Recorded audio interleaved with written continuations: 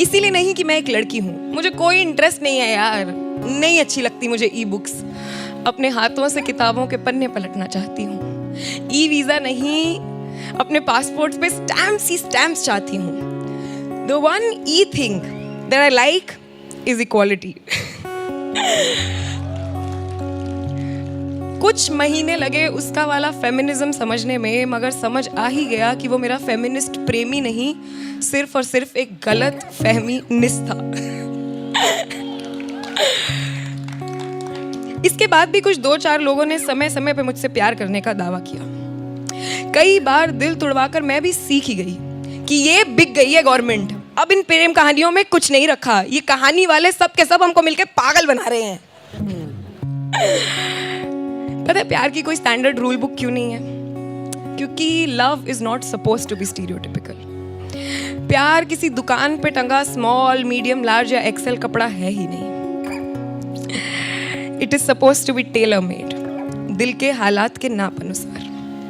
Imagine करो कि कोई तुम्हें महंगे से महंगे तोहफे दे, मगर तुम्हारे साथ एक टपरी पे चाय पीने में शर्मा जाए। देखो तुम दोनों ही गलत नहीं हो, मगर दोनों ही खुश भी तो नहीं हो।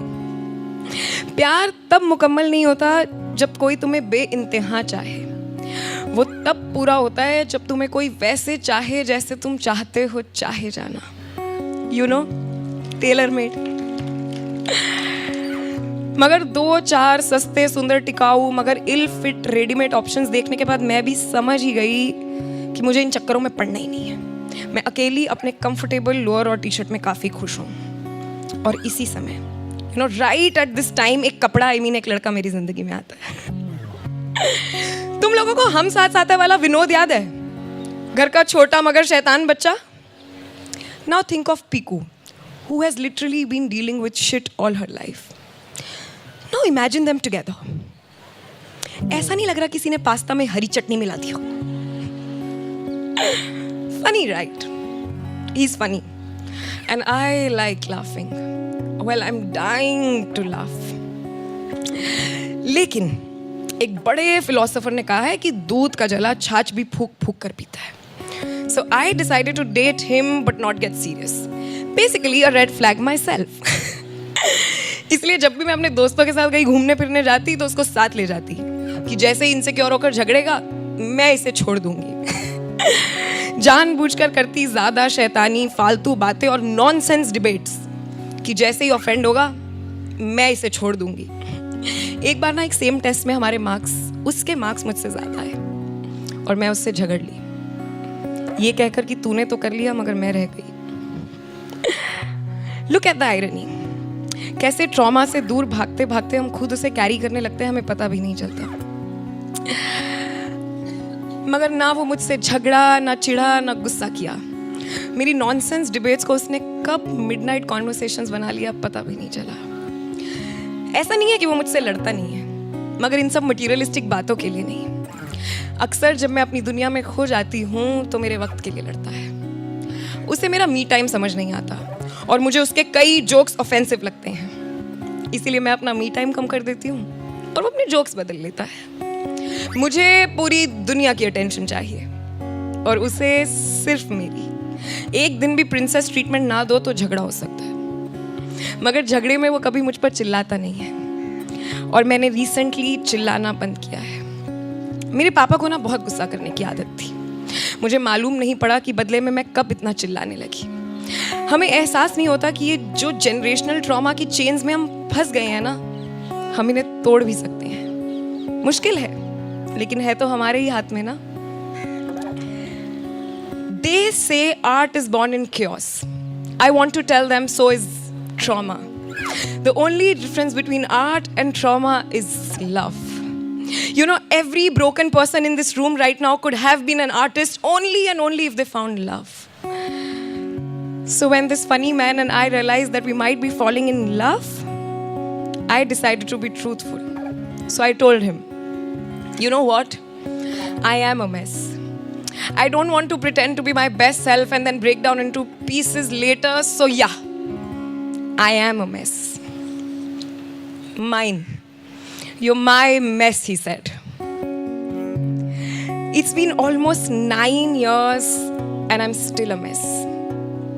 But a better mess than I was 9 years ago. More artistic. I am his mess. उसे किताबें पढ़ना नहीं पसंद, कविताओं की तो बात ही छोड़ दो. अब पिछले 9 सालों में हजारों कविताएं सुन चुका है और अभी भी कहीं खड़ा मेरी कहानी सुन रहा है और सोच रहा है कि कौन सी लाइन उल्टी सीधी कर दी. मुझे उससे बस यही कहना है कि तू है तो लगता है, तू है तो लगता है कि है कोई जो मुझे चाह सकेगा. हाँ मैं हूँ अल्हड़ थोड़ी, हाँ हूँ जिद्दी, तेरे होने से है कोई जो मुझे मना सकेगा. तेरी आदतों में मेरी कितनी हरकतों ने घर ढूंढा है, तेरे ना होने से लुट जाएंगी छतें कहीं. सपनों का है घर मेरा, सब कहते हैं घर ऐसा सपनों में ही होता है. तेरे होने से लगता है वो घर मेरा, तू मेरे साथ बसा सकेगा. तू है तो लगता है कि है कोई जो मुझे चाह सकेगा. मैं हूँ मोहब्बत के लायक बहुत, ये कोई मुझे बता सकेगा. आयुष, जो मेरे लिए पिछले कई सालों से लाखों स्टीरियोटाइप्स तोड़ चुका है और अक्सर मुझसे शिकायत करता है कि तू सारी पेट्रियार्की का बदला मुझसे क्यों लेने लगती है. सच कहता है, मैं अनइंटेंशनली लेती हूँ कई बदले, मगर हिसाब बराबर करना बहुत ज़रूरी है. Because you know how much I like equality. So Last year on 7th April 2024, I decided to break one big stereotype for him. So rather than waiting for him, I got down on my one knee and asked him to marry me.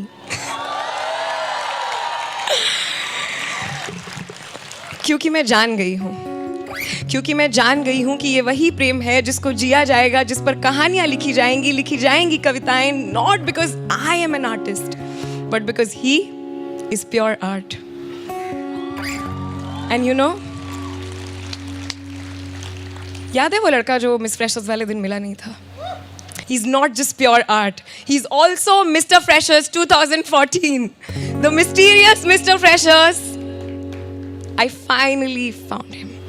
Thank you.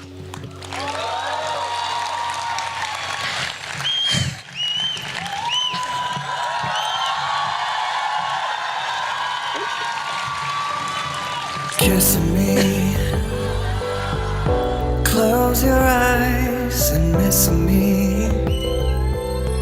Oh, I can reach your lips on your I am the woman of the words and he action. And as you can see, a whole green universe, everybody. Thank you so much.